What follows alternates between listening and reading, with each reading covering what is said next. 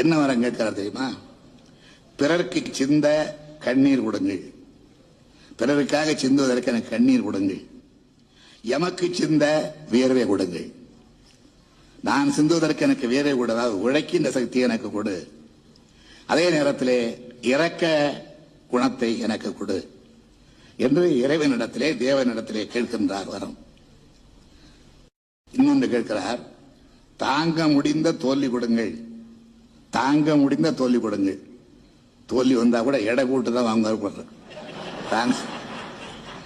தாங்க முடிகிறதா இல்லையா என்று எடை போட்டுத்தான் தோல்வியை கூட பெற்றுக்கொள்வார் தெரிகிறது. எனவே தாங்க முடிந்த தோல்வி கொடுங்கள், கர்வம் பூசாத வெற்றி கொடுங்கள், ஆணவம் இல்லாத வெற்றியை கொடுங்கள் என்று கேட்கிறார்.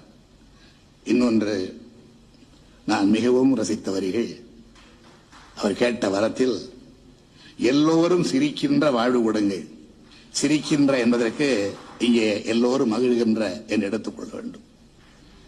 என்னுடைய வாழ்வு எல்லோரும் மகிழ்கின்ற வாழ்வாக இருக்க வேண்டும் என்ற அர்த்தத்தில் எல்லோரும் சிரிக்கின்ற வாழ்வு கொடுங்கள். சில பேருடைய வாழ்வை பார்த்து எல்லாரும் சிரிப்பாங்க. அந்த கருத்தோடு தம்பி எழுதியிருக்க மாட்டார் என்று கருதுகிறேன். எல்லோரும் சிரிக்கின்ற வாழ்வு கொடுங்கள், எதிரியும் அழுகின்ற மரணம் கொடுங்கள்.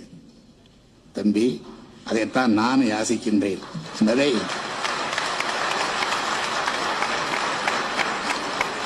வைரமுத்துவுக்கு நான் சொல்லுகின்றேன்.